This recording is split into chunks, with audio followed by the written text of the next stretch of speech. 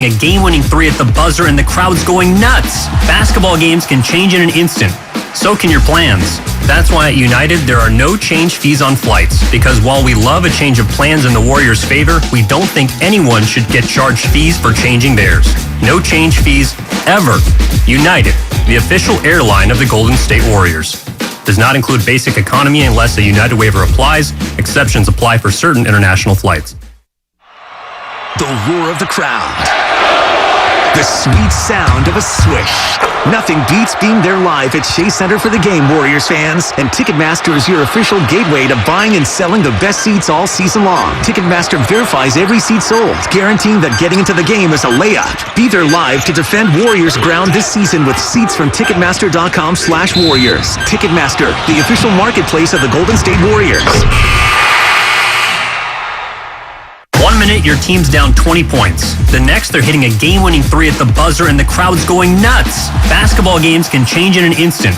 So can your plans. That's why at United there are no change fees on flights. Because while we love a change of plans in the Warriors' favor, we don't think anyone should get charged fees for changing theirs. No change fees, ever. United, the official airline of the Golden State Warriors. Does not include basic economy unless a United waiver applies. Exceptions apply for certain international flights. Everyone circle up. I know it looks rough out there. Sure, we're down 119-64, but we came here to play differently. We need a game changer.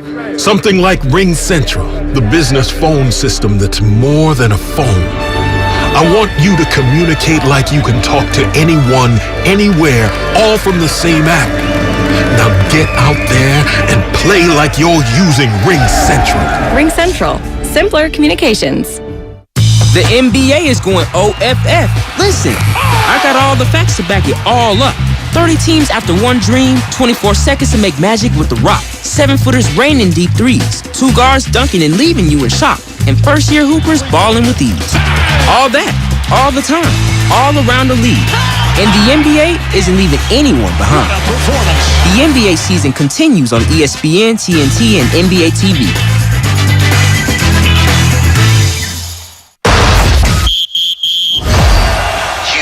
Listening to the Golden State Warriors Audio Network. Presented by United Airlines.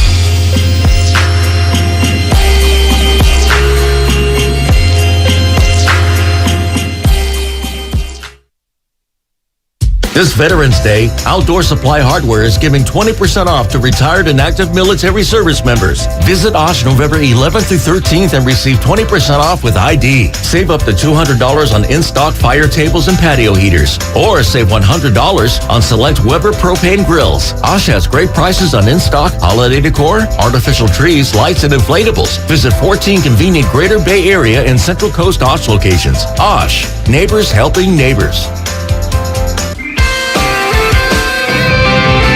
1-877 Cars for Kids. KARS Cars for Kids. 1-877 Cars for Kids. Donate your car today. 1-877 Cars for Kids. KARS Cars for Kids. 1-877 Cars for Kids. Donate your car today. With car prices at an all-time high, our donors are now getting highest receipts ever. Donate at carsforkids.org, and your car can be picked up tomorrow.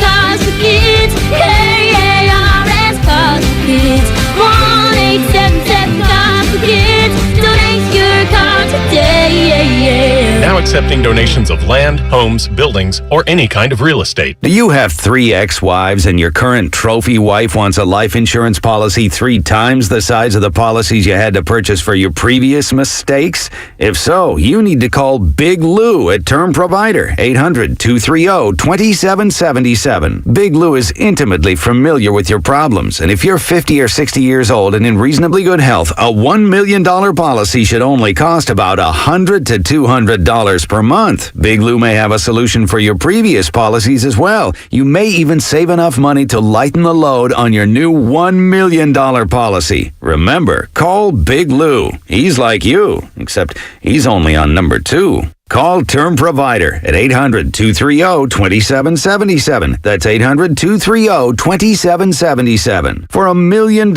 in term life insurance that you can live with. Call Big Lou at 800-230-2777. 800-230-2777. This has been a presentation of Odyssey Sports. For even more coverage of your team, download the free Odyssey app and listen to your favorite stations, shows, and podcasts. You're listening to 95.7 The Game, KGMZ FM in HD1 San Francisco. Always live on Twitch, YouTube, and the free Odyssey app. That's a wrap. Yo, that's a wrap. It was an amazing experience. Hope everybody enjoyed it. Hope they got some laughs and good entertainment. This is Warriors Wrap Up on 95.7 The Game.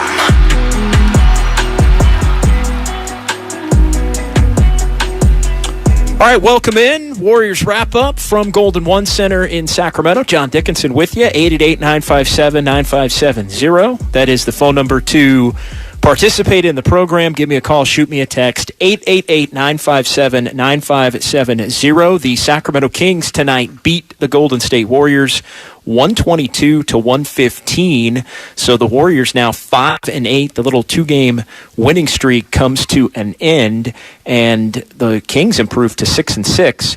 So the Warriors, I said coming into this one, I thought this game would be really a tell as to whether or not some of the strides that the Warriors believe that they had made over the last 2 games coming off the 0-5 trip would have been a little bit more sustainable. Let's just see how far the Warriors would have come. And it looked like a really good start for the Warriors in this one, up 39-26 at the end of the first quarter. The ball was really moving. Stephen Curry was getting into the paint. 3-point shots were falling, 6 of 11 for the Warriors in that quarter. From 3, Wiggins, a couple of makes. Jordan Poole had a couple of makes. But the turnovers, Warriors, and this wound up being a problem all night, especially the first 3 quarters. 5 turnovers. The Kings were equally as hot, even though they only scored 26 points overall.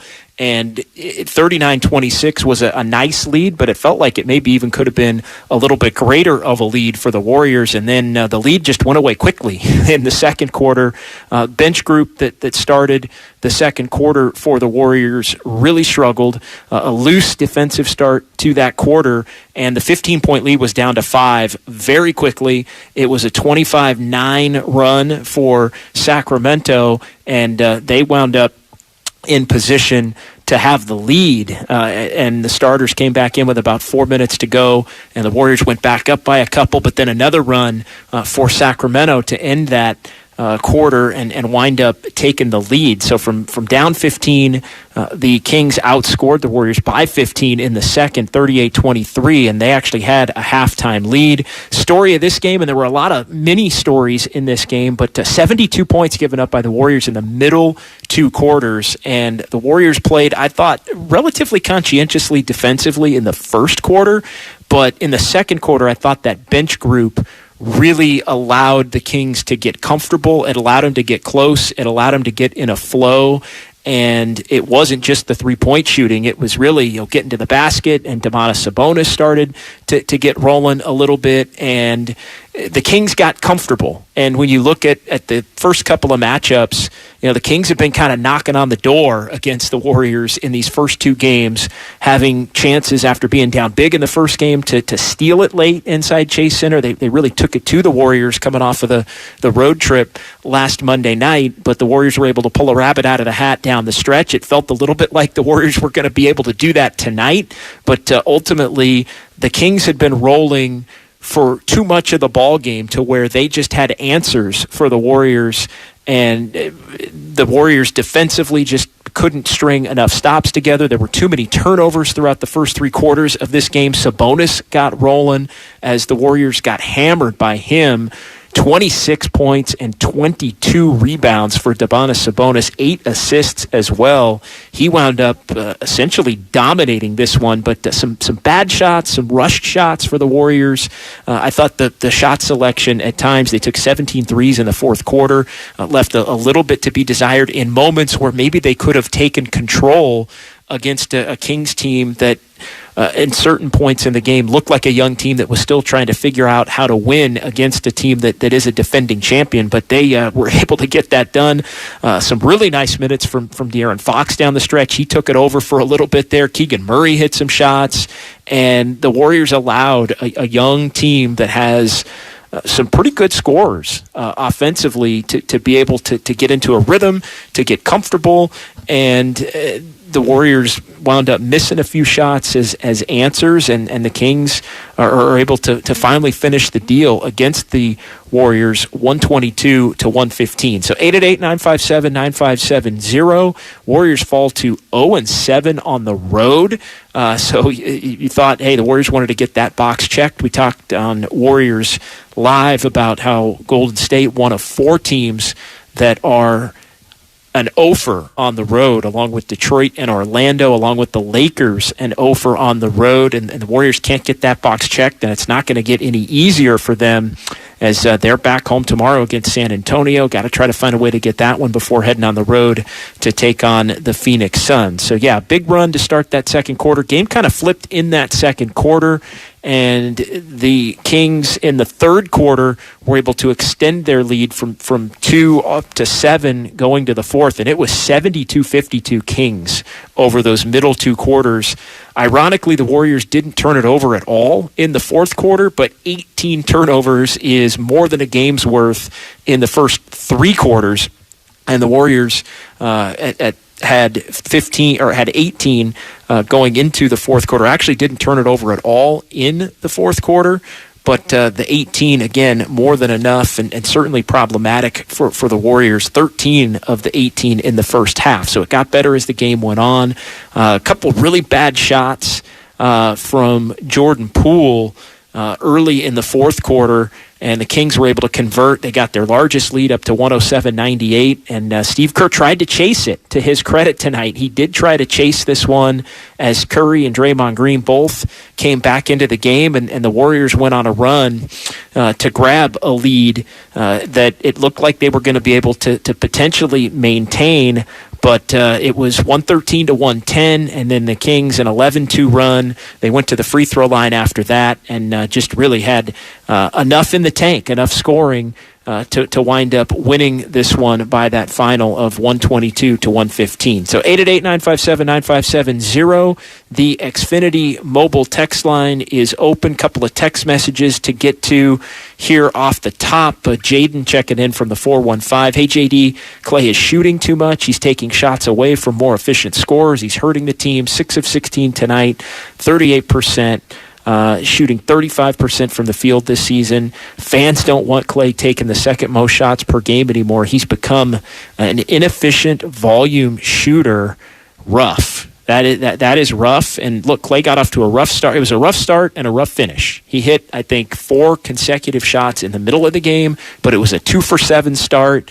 And it was, at that point, I think, an 0-for-4 finish after the 2-for-7 start. And I think at one point he had gotten up to 6-for-11 and then missed his last 4 shots, 5 of 13 from 3 tonight. And look, the one thing you know about Clay is he's just going to keep on chucking it. And he did that tonight. And, it was working for him in the middle of the game, not so much early, not so much late. A lot of those shots short again down the stretch. I know some of the conversation has been about fatigue. Is that potentially an issue as he tries to get his legs under him? But the Warriors have said this over and over, that they're ride or die with Klay Thompson. And, the problem the Warriors have right now is Klay's not playing well, but Klay is still one of the more playable players on this roster. This team just does not have enough depth right now. They need the starters to play well. They need Jordan Poole to play well. And then they need the rest of the guys that are in the rotation on any given night to not completely give back what the starters are able to provide in terms of a lead. And that just didn't happen tonight. It was the bench group tonight, start of the second quarter, where this thing started to turn. And that was Looney out there with Wiggins, but then it was Dante DiVincenzo, it was Jordan Poole, and it was Anthony Lamb. And the Kings were able to very quickly cut into it. And when the starters were back in the game, the Kings had gotten rolling to a point where the starters could score with them a little bit, but there were no more stops. A lot of fouling, for the Warriors, stopping momentum, and just adds all up to a 7-point loss. So let's get to the phone lines. Coach Durant, Union City on 95.7 The Game. What's up, Coach? Hey, what's up? Hey, I just got to say the Kings earned this one. They came, they saw, and they conquered. I think the Warriors got to slow it down a little bit. Poole's got to make eye contact when he passes. I saw him make a few turnovers. I think Klay should drive the lane a little more, attack the paint at least 1 or 2 times. I know he loves to shoot, but that's Thompson, and hopefully we'll bounce back tomorrow versus San Antonio at home at Chase. Yeah, they got to win tomorrow night. I mean, that's just it. And I know there was some talk about who's going to play, who's not going to play. Obviously, I would imagine Klay Thompson doesn't play tomorrow night in the second of the back-to-back, and they get him lined up when the team goes to Phoenix, and they'll play the Suns on Wednesday down in the Valley again. But it is only November 13th.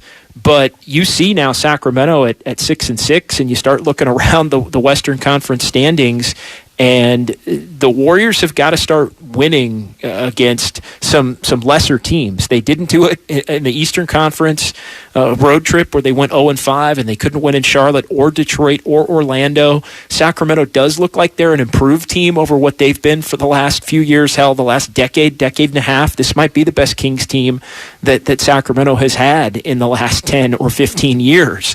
But they're a team whose ceiling might be around the 500 mark. And, I think it was probably going to be tough when you watched how these games had played out between these two teams to think that the Warriors, with the level of play they've been putting out there, were going to beat the Kings 3 out of 3. And tonight it finally caught up with them. But, games like tomorrow against San Antonio need to start being wins. And to this point, they have been, at least at home. But you have to make sure that you're getting all of these right now, even though it's still early, even though it's potentially not panic time per se.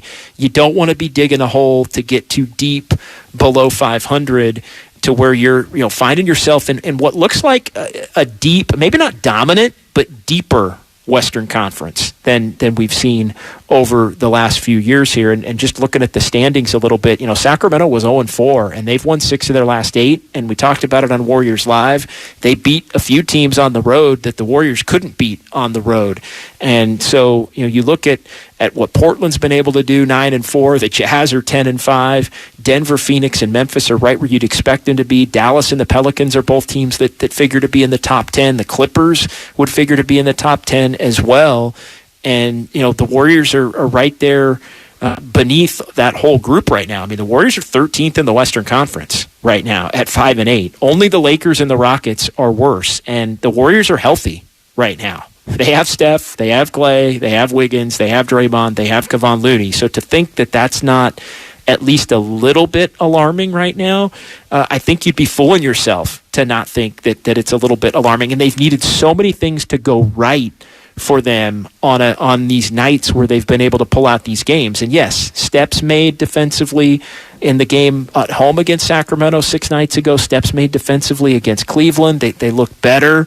But I think tonight is one of those nights that shows you that this team still has a long way to go, and they have to play with not much margin for error, really. I mean, a couple of bad quarters defensively, and all of a sudden they find themselves in close games against teams, at least traditionally, who have not been very good, and they haven't been able to close these games out, which is tough. And again, I'm not necessarily putting the Kings in the category of Orlando or Charlotte or Detroit, but the Warriors haven't been able to beat any of these teams down the stretch in these games on the road. They have been able to a little bit at home. Eric in San Francisco is next here on Warriors Wrap Up on 95.7 The Game. Hey, Eric. Hey. I wanted to throw out a potential lineup consideration, and that is, if Klay doesn't have his legs under him and he's still getting his conditioning, and Poole generally plays better when he's starting, why not, until Klay's conditioning, start Poole and make Klay kind of the lead scorer with DiVincenzo handling the point in the second unit? Might be a way to get Poole started and allow Klay to manage his minutes a little bit better, because every jump shot is clanking off the front rim. I mean, and he's chucking. So he's not helping the team at all with his space. I don't know. What are your thoughts? I don't think it's crazy. I really don't. At this point, I don't think it's crazy. I mean, and let's just be honest. Klay Thompson right now is on scholarship. Like that's the bluntest way to put it. Like and he's fine when he's playing with the other starters. At least they are collectively as a group. But I'm done saying that that's just a crazy thing. Like to swap them out. Now I think the Warriors would tell you that that's not something that they want to do because he's a 4-time champion, and he's a big part of the success that they've had, and they don't want to lose the continuity with that group that the five together have built up, and that they're also, and they probably wouldn't say this out loud, but they tell you they're probably a little bit worried that maybe he, it messes with some of the the psyche that he's been dealing with, because he's just unabashed with the shots. They're going up, they're chucking whether they're going in or not. I've said it a bunch of times. It feels like he's trying to make 2 shots for every miss to get himself back on track. But I think he's confident in taking the shots, but I think they're worried about his psyche if they did do something like that, because it's an admission that he doesn't have it, or that something has to change. And I think that's just a road that the Warriors are unwilling to go down. And Steve Kerr's been asked about it, and he just doesn't want to do it and isn't going to do it. And, Xfinity Mobile text line, it's interesting here. I said ride or die, and that's essentially what the Warriors have said. 510 says it's not ride or die with Klay, it's ride and die right now with Klay. And yeah, that's the reality. You have to take the good with the bad. And right now there's a lot of rough shooting nights, and the Warriors are counting on him being confident and being a champion in big moments down the stretch in these games, but it's not all about down the stretch in these games. So anybody that wants to say that about maybe making a flip or making a flop, I don't think it's crazy at this point. It's not nearly as crazy as sometimes it comes across. But it's just, at some point, shot selection has to change. But the truth is, the Warriors don't.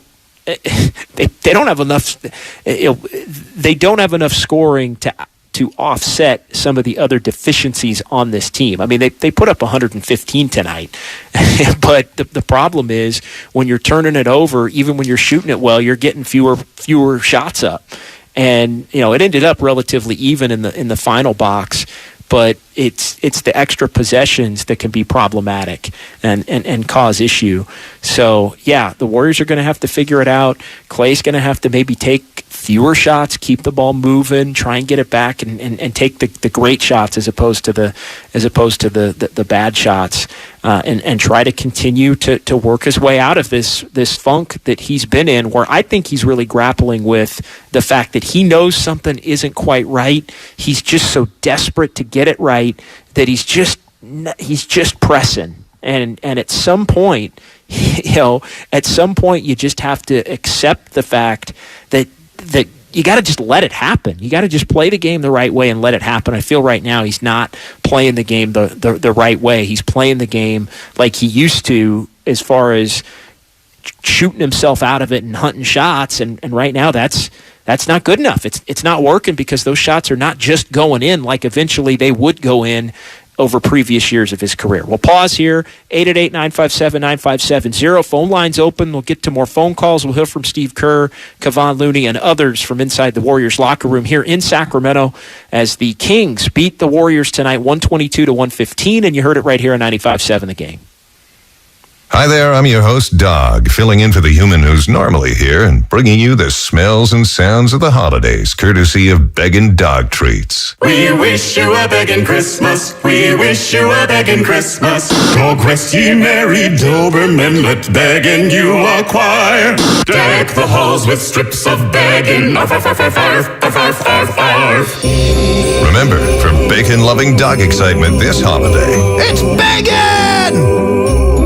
Here's to Prilosec OTC. Just one pill each morning and no heartburn all day. My holiday hero. Prilosec OTC. One pill a day, 24 hours, zero heartburn. It's possible while taking Prilosec OTC. Use as directed for 14 days to treat frequent heartburn, not for immediate relief. We're on a journey To make healthcare more accessible and more equitable. To treat the most complex diseases and offer hope where often there is little.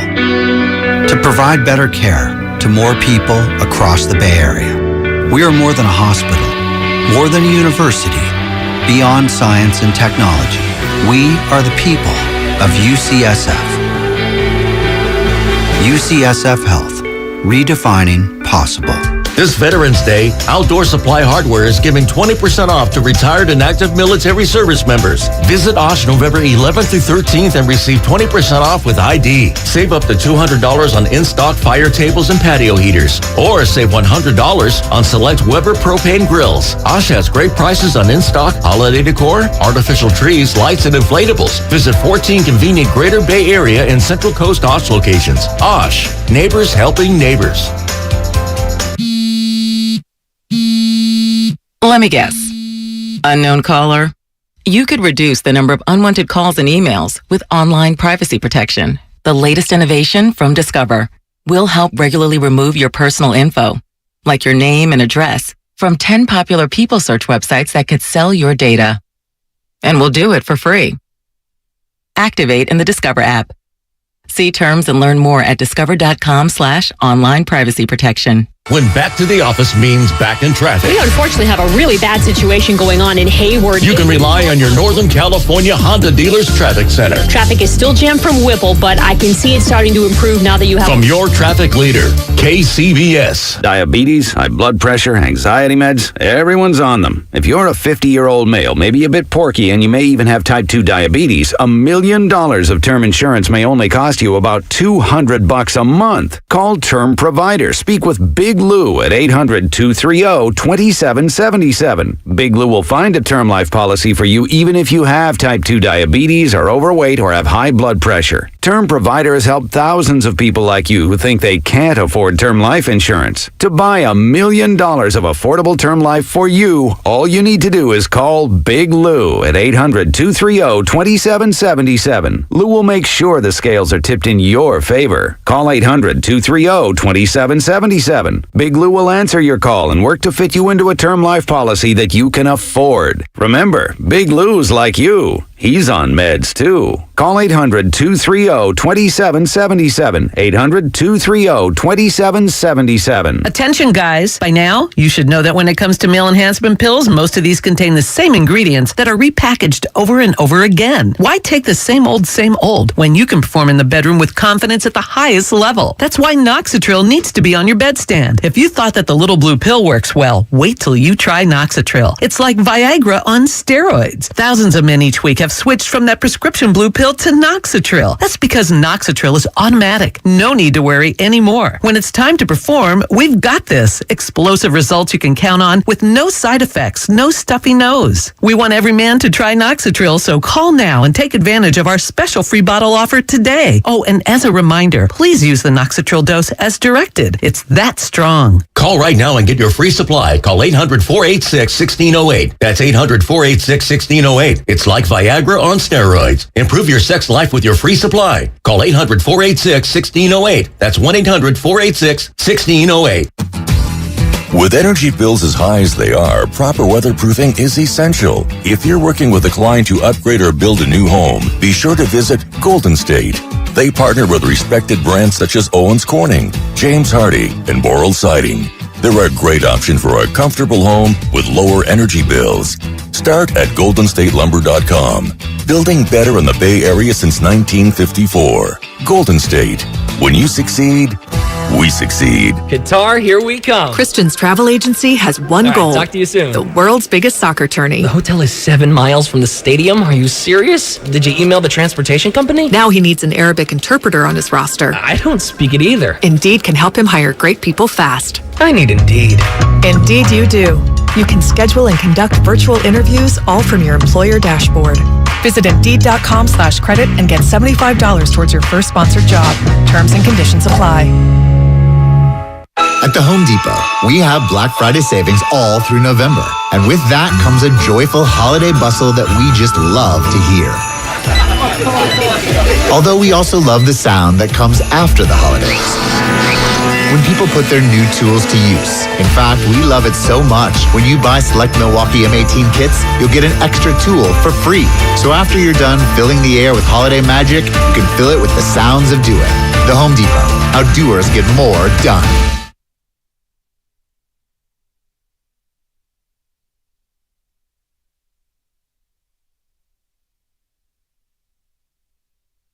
Now back to Warriors Wrap-Up on 95.7 The Game. John Dickinson in Sacramento. Kings beat the Warriors 122-115. So the Warriors now 5-8 and 0-7 away from Chase Center. Quick turnaround for the Dubs. Back in action at Chase tomorrow. San Antonio Spurs in town as the Warriors now again fall to 0-7 on the road. 5-1 home, 0-7 on the road, and the games are coming fast and furious here for the Warriors as things move forward. 888-957-9570. A couple of text messages to get to. You can still give me a call or shoot me a text at 888-957-9570. Steve Kerr coming up. Kevon Looney coming up from the press conference room here in Sacramento. On the text line from the 831, Steve Kerr said on this very radio station he won't be swapping Clay for Poole because he needs these two separate lineups to develop independently. They're not interchangeable in his mind, and yeah, that's what I was referencing. He said it on this station. He said it in post-game press conferences. He said it at practices. He's said it every single time he's been asked. He said it even last year when Clay was returning from the injury and Jordan Poole had played so well in the starting lineup that they were going to ride it out with Klay Thompson, and he was going to be playing with that other group. And I understand it. I mean, I get the fact that you don't want to, take Clay out of a lineup that he's used to playing in with Steph and Draymond, obviously, for all those years, and Looney, and now Wiggins, and they are able to, I think, cover for some of his deficiencies, and he still can complement that other group in a way that is very different. They just play well together, so I get not wanting to do it, and I also get the reasoning with Jordan Poole on that end of it. I just think at some point, and we're probably too early for this, it's not crazy to suggest something different. When you're watching this team play right now, that was more my point, is that there's nothing that should necessarily be off the table or just completely disregarded as, well, that's crazy, even though it may not be something that I would necessarily do. And I understand the point about the bench aspect of it. Poole has to learn how to play with this new rotation because, as I've said a few times, he didn't really have to do that last year, at least not until the end of the year. And by the end of the year, Curry was out and going into the playoffs, and then Curry came off the bench, at least initially, going into the playoffs and in that Denver series for the whole first round. So it really became a situation where they, by the time it got to the point where they were going to have to start making some changes, they were so committed to just trying to get the top 6-7 players all in order because it was playoff time that there wasn't really an adjustment that necessarily needed to be made. The 209, any trades plausible at this point? I think it's probably early for that, but the one thing that you can say when you look at the combination of who's not playing right now for the Warriors, whether it's James Wiseman, who took another DNP coach's decision, third consecutive game, Moses Moody, another DNP coach's decision for him. Jonathan Kuminga was back in the rotation tonight. He's had 3 games in a row before where he got DNP coach's decision. Second straight for Moody. He did play a little bit in the first game against Sacramento last Monday, or the second game this season, first game of the week against Sacramento. But yeah, that's 3 straight now for Wiseman, and you just look at this team right now, and they just do not have enough quality, playable players. And so while it's November 13th and it's probably early and they're going to trust the development of some of these young guys and their plan with them, if this team has any hope of making a legitimate playoff run, I'm not sure they can do it with this roster as it's currently constituted, unless the young players can earn enough minutes to start being a factor. And, again, it's possible because it's only November, but it just, Wiseman can't defend, and he looks more tentative as each game went by. And Kuminga, tonight, just really a non-factor out there on the floor. 14 minutes, 1 of 4, took a couple of bad threes. He had 4 fouls, which was probably his greatest contribution to the box score. So he's not getting it done either, but somebody's got to play, and they've gone away from JaMychal Green after he struggled. DiVincenzo is solid, but he's not really a scorer. He's very streaky in terms of his shooting and can be a little bit erratic at times as far as maybe turning the ball over or taking some bad shots. And tonight, I think, the 18 turnovers are the headline, and all of the rebounding that Sabonis was able to do, the 26 and 22 game. He took the game over in chunks. Fox took it over for a couple of minutes down the stretch where the Warriors couldn't stop him. But the issue really has been that the Warriors don't have enough players. Like, you look at the Kings right now, and they've got 8-9 guys that they trust, and Mike Brown knows he can put in the game, and they know their roles, and Steve Kerr, he doesn't have that. He doesn't have that right now. He knows what he's going to get in Poole, and I think Poole took a couple of horrendous shots at the beginning of the fourth quarter, and he was effectively done for the night at that point. Anthony Lamb stuck in the game, and the Warriors really, really struggled at that point to gain traction, although they couldn't maintain after they took that 3-point lead there with the Kings quickly going on the 11-2 run, and it was going to be an uphill climb from that point on. So 888-957-9570, a couple of people on the Xfinity mobile text line talking about possibly sending Kuminga and Wiseman down to the G League, and then others disputing that, saying from the 415, sending Kuminga and Wiseman down to the G League won't help them. They'll learn nothing but bad habits playing next to chuckers that are trying to get noticed. G League games involve selfish play, no team ball, very little defense. I don't disagree with that. Picture Wiseman, this person writes, trying to cover up for 4 Jordan Poole-like defenders in the G League instead of just one. That's the pickle that the Warriors find themselves in right now, is the benefit of sending guys like that down. It's much easier to send a Jordan Poole down and tell Jordan Poole to go play on the ball and dominate and try to score 30 a night, because that's effectively what they want Jordan Poole's role to be on the big club. They want Jonathan Kuminga's role on the Golden State Warriors to be that of a role player, that of an energy piece, that of a glue guy that can bring things that his skill set does. They don't want him to go down and try and become a dominant player in the G League, because that's not the type of player or how he fits into the Warriors rotation once he's back in the NBA. So it's kind of the same thing with Wiseman. You don't want Wiseman to go down there and be a focal point that you're hammering the rock into the post to 15, 20 times a game, because they want him running the floor and rebounding and trying to defend and all of that. And look, tonight is telling for Wiseman. Like, let's just be honest. Domantas Sabonis had 26 and 22. He really was a handful for the Warriors, and the Kings run everything through him. And James Wiseman didn't play a second in the game. And that's where I look at the 510 on the text line. The Warriors need Wiseman's length for defense, or they're in trouble, whether he's ready or not. Well, the answer is he's not. And tonight is the tell that he's not, that he wouldn't get out there in a game where you have somebody like Sabonis playing the way that he is. So it's problematic, because the Warriors are just not good enough right now. And Steve Kerr said this pregame to allow to make mistakes, and it's just they can't overcome too many mistakes, and the young players are making too many mistakes when they're in the game, and it's impacting the starters having to offset for them, and the starters are not able right now to be good enough for long enough to make up for the mistakes that the young players are making or the tone that they're setting. So it all just kind of snowballs, and the margin for error gets slimmer and slimmer, and you end up in close games, and then it's kind of 50-50 down the stretch. And basically at home, the Warriors have been able to win the 50-50 games, except for the one against Denver. And on the road, they've lost every single one of them.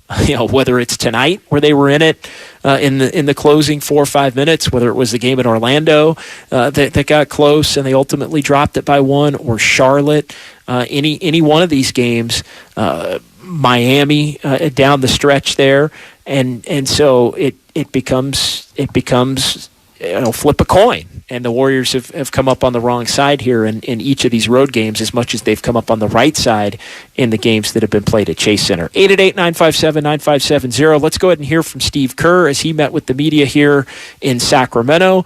Here's the head coach. What do you think overall down the stretch? I thought they just outplayed us, give them credit. Sabonis dominated the game. He scored inside. They love running their offense through him at the top. They got all those shooters. Murray made some big shots. Fox got hot. So I just thought they outplayed us and deserved to win. They had 2 pretty big offensive rebounds down the stretch, including Sabonis. Was that? I know you were kind of small in that moment. Was that just the balance? And I guess it kind of tilted toward you. That's what Sabonis does. 22 boards, I think. So those were big plays for them. And like I said, they made the plays down the stretch. I thought we got a little tired. That's why I took that timeout. With 2 minutes left. It was our last time out, but I just felt like we were pretty gassed, and so we needed that break. And then, we were able to get a bucket, and I think we were within 4 at that point. So we had our chances, but I think that's where the offensive boards came in, and both Sabonis and Fox made big shots. What changed in the second and third quarters defensively, if anything, you guys? They had 72 in those middle 2 quarters. Yeah, again, they're a good team. They're a really well-coached team. They make it tough on you. They got a lot of shooting, and I thought in the second quarter it was the turnovers that hurt us. We weren't executing well offensively, and that hurt our defense, put us on our heels some. We had that 15-point lead, and then it evaporated pretty quickly. So too many turnovers in that quarter, and then the third, they just got going, and we made some mental errors. We helped a little too much off their shooters. They got a couple of big threes. One at the end of the third quarter was a big one. But I think again, our guys fought and competed, and I love the effort. But just got beat by a team that played better than us tonight. 17 range of the fourth quarter, like the offense that you got. Some of them were good, some of them weren't, but we were scratching and clawing out there. And we're a 3-point shooting team. I think we're number 1 in the league in attempts, and that's who we are. We don't score a lot in the paint in terms of throwing the ball inside. When we do, we usually run our split cuts and try to open up shots for our shooters. So I'll watch the film, but felt like a few possessions were not good ones, and we got tough shots, and then we had some good ones also, and some of each probably. It's still early. Mike Brown against me too, but can you see his identity? Oh, yeah. Mike's crushing it. He's crushing it. They're defending way better. We saw them third game of the year, and I think we scored 89 in the first half, and they've gotten so much better at that end. And offensively, they've really built an identity, with the shooting and the downhill DHO stuff with Sabonis. It's tough to guard. So Mike has done a terrific job. What about the turnovers tonight?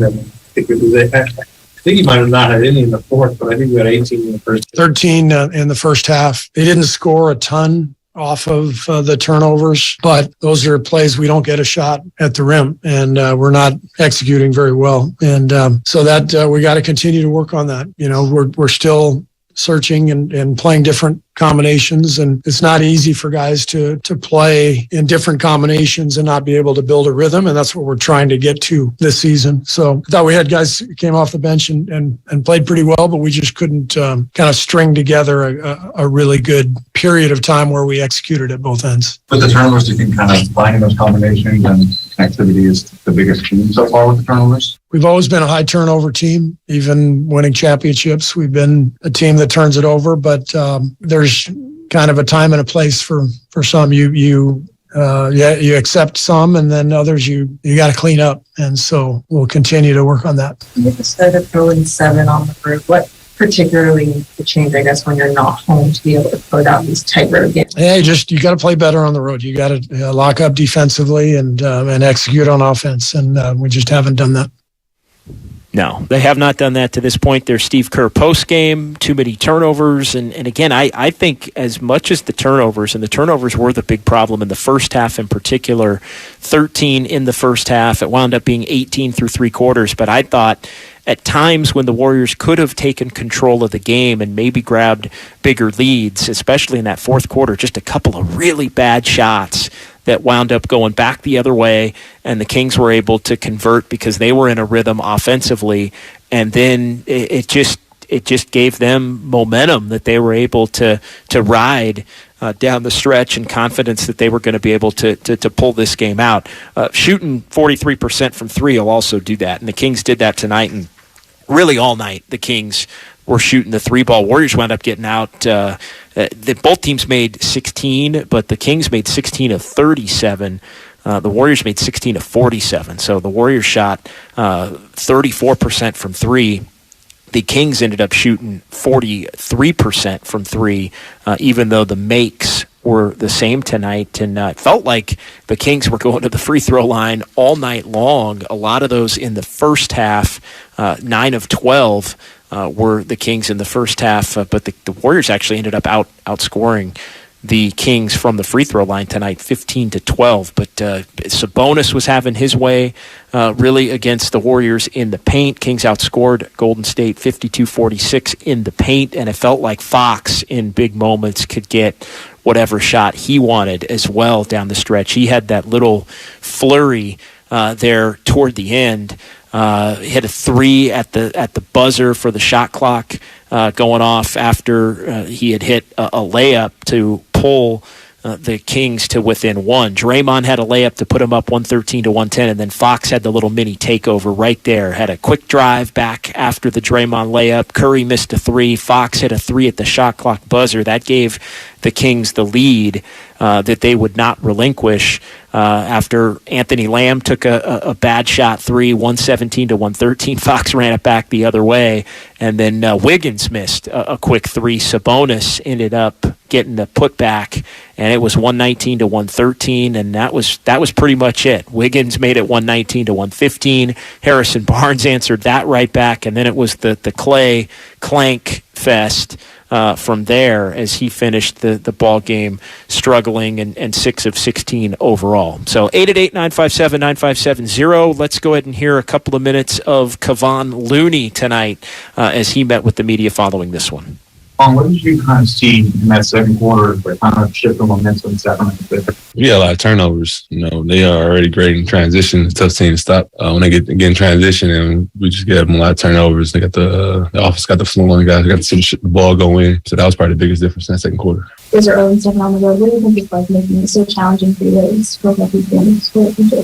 It was always hard to win on the road. We played this team already. It's our third time playing them already, so that's make it even tougher to beat them again. And when you on the road, you can't have those, have a lot of turnovers and give up offensive rebounds and all the small things. And it's something we've been talking about as a team, and we've been doing a better job at that at home, but on the road, it seems to get away from us. So we have to continue to get better at that and continue to grow. I know you went on the floor late, but not difficult, especially as a center, to watch some of those offensive rebounds. It seemed kind of like backbreakers in the final. It's always tough, Sabonis is a great offensive rebounder, great player. So, and the way their offense is set up, it's, kind of got to play cat and mouse with the guard and him, and kind of puts us in a tough predicament. So it's tough to watch, from the bench, but kind of got to give a trade-off. We went kind of smaller, spread the floor out, and it was working for us. We had made a push and got back in the game with that unit. So, we had to made a trade-off, and we was right there where we wanted to be. And, we learn from that experience, and guys be able to probably make that play next game. I mean, it is kind of your identity as a team, but I think you guys are leading that day, maybe in attempted threes, a lot of early block ones. Does that need to be sharpened up at all? I mean, I know who you guys obviously have on the team. I don't think so. I think we have a lot of great shooters, and we're scoring a lot of points. Sometimes we get down in games and we start shooting more, so we got to try to get back into the game. So, but I think we've been doing a good job getting good shots, and I feel like the most of the threes we're getting are pretty good looks, and I think they're coming off of us touching the paint. So I don't think a lot of those are bad shots, but then we are getting the looks we want, and sometimes we make them, sometimes we miss them. So, but I think we got some of the best shooters in the world. We're probably gonna keep shooting them. With the turnovers, how much do you think of that is just figuring out all these new combinations and understanding of everybody on the team right now?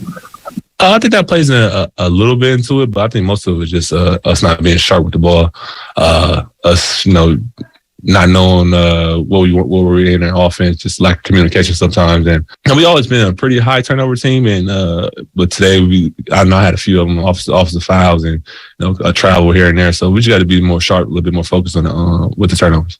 Are you at all concerned about the road? Like that you guys are 0-7? I wouldn't say just concerned about the road, but just it was just a concern with just getting better. I think we making steps in the right direction. I feel like this game was better than our last few road games, so we got to keep growing as a team, keep getting better, and I think the wins come.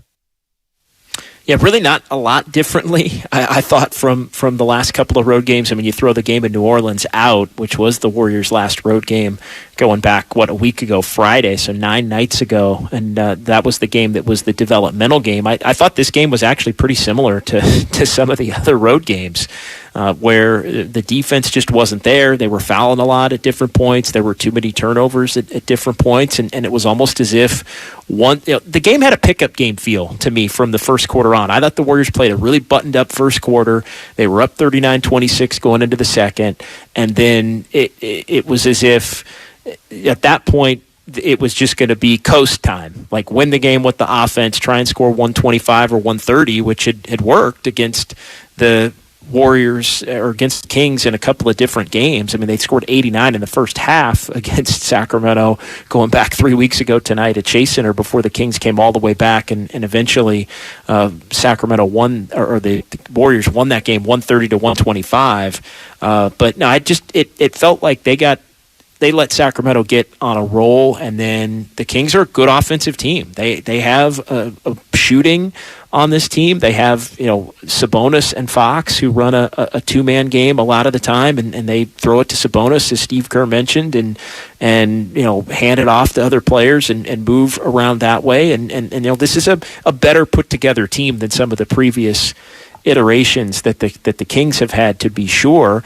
and they put pressure on you, and you can't, if you're going to play a game where you're just going to try to outscore the Kings, and you're going to play them 3 times in such close proximity, you're probably not going to win all 3. And I think that was probably part of the Kings were just due to beat the Warriors, and they finally got them. 510 from John in Oakland. It's clear to me on the Xfinity mobile text line, Steph needs another guy to be the finisher at the end of the game, especially when he gets double-teamed. Wiggins perhaps, but who else is reliable at the end? And yeah, if Steph's got to give it up, or teams are making Steph give it up, I think that is the conundrum that the Warriors face right now, because typically Draymond will be the playmaker, but what you saw tonight is the ball kept finding Clay, and Clay was not knocking him down. And if there's one thing we've gotten used to over the years, is the fact that Clay will knock those shots down in the big moments, sometimes even if he is having a tough night otherwise,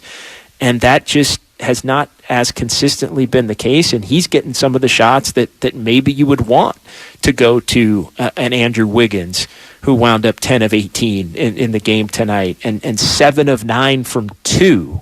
Wiggins was 3 of 9 from 3. He was 7 of 9 from 2. And so maybe the Warriors do need to try and get the ball to Wiggins a little bit more in the flow of everything, but you can't get the ball to him if teams are taking Curry out of it and you're kicking it to Draymond, let's say, and then Draymond's finding Clay and the shot's going up. If that's the way it's going to shake out, then maybe the Warriors do need to be a little bit more patient in trying to get the ball in the hands of somebody that's more efficient. But that's a tough conversation, I feel like, to have right now.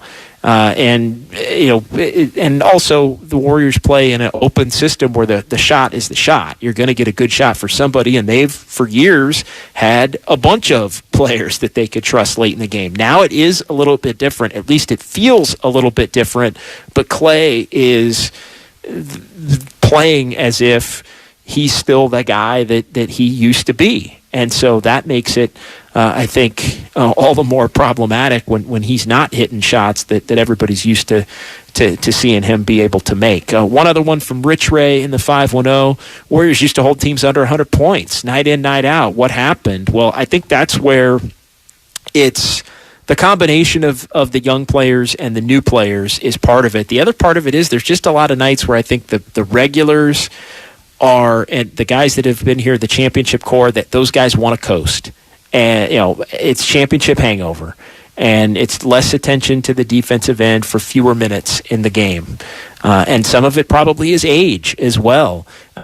Just not locking down defensively at the level that we've seen in some of these other years. All right, let's go ahead and hear a couple of minutes of Draymond Green as he met with the media here at Golden One Center as the Kings beat the Warriors 122-115. Very kind of in the box score for the last game with that over. I was curious, Sabonis obviously has huge point rebound numbers tonight. Just how big a problem was that specifically?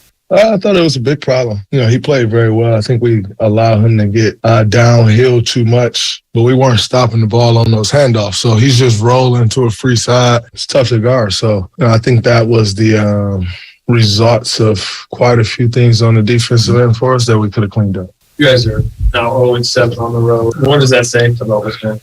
I just think you have to understand that your margin for error on the road is a lot less than it is at home. You go on them. I think they had one at the end of the first quarter where they had a big run. I think they had a really big run like midway through the second quarter to close out the half. They had another big run to close out the third quarter, and then they had a big run to close out the fourth quarter. And so you just got to understand that your margin for error on the road in this league is way less if you're going to win games. So just something we got to figure out. But what are your thoughts about the Sacramento Kings right now? I'm not going to say anything about no bad teams and like that. Just want to know, you faced them 3 times in 13 of your games so far. They're playing a lot harder than they were. They're a lot better defensively than they were. And De'Aaron Fox is playing like the player that everybody thought he'd be coming out of college. And, he had spurts where he's played up to that level. And this year, we even talked about it on the podcast where he was saying he was looking to take a huge step this year. And he's took that step. It's not only against us.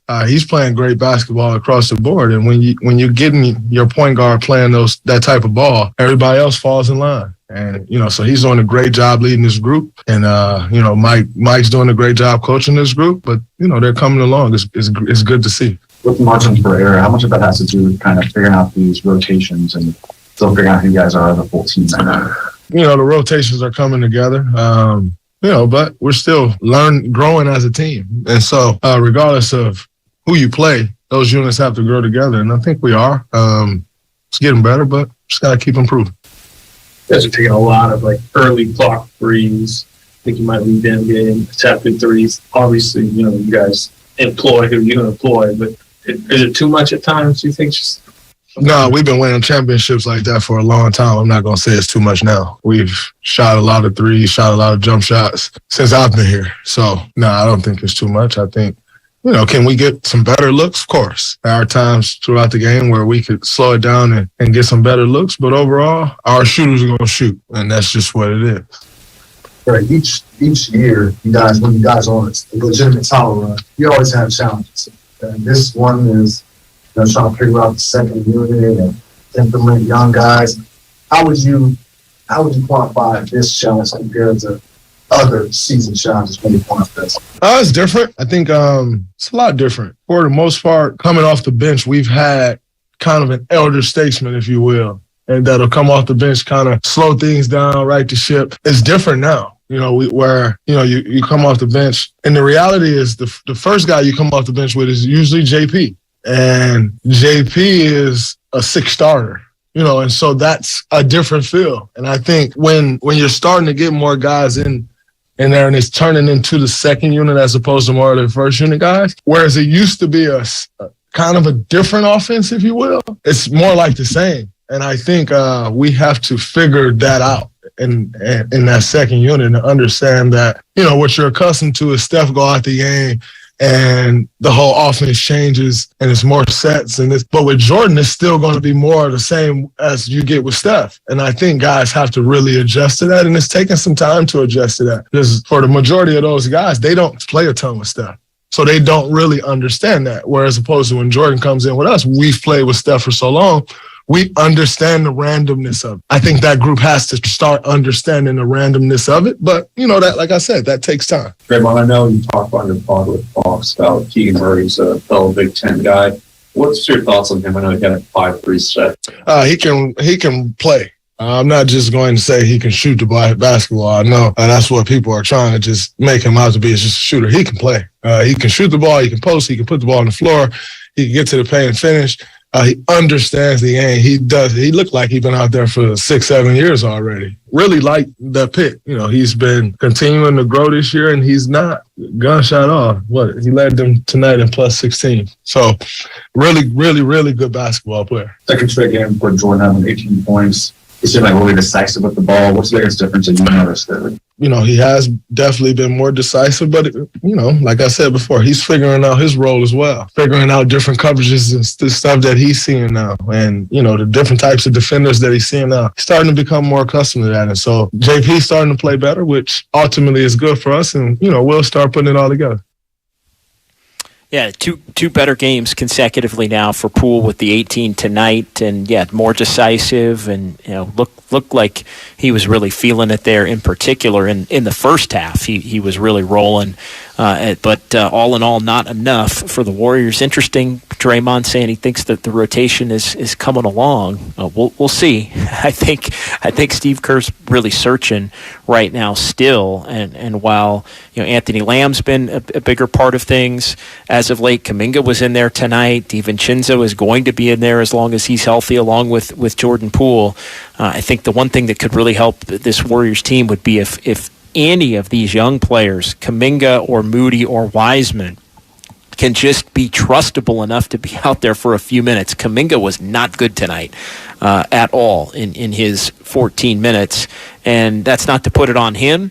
Plenty of blame to go around when you ultimately lose a game, but it's just they're just not getting enough from the young players, even the ones, and you can't keep them all necessarily out of the lineup on a night-in, night-out basis, although it's appeared as if Steve Kerr has tried to over the course of the last week. A couple of quick notes here before we call it a night from Sacramento. This one via Kendra Andrews of ESPN and ESPN Stats and Info as well. First time the Warriors have started 0-7 on the road since 1989-90. My goodness, you got to go all the way back 32 years. They were 0-9 that year in 89-90.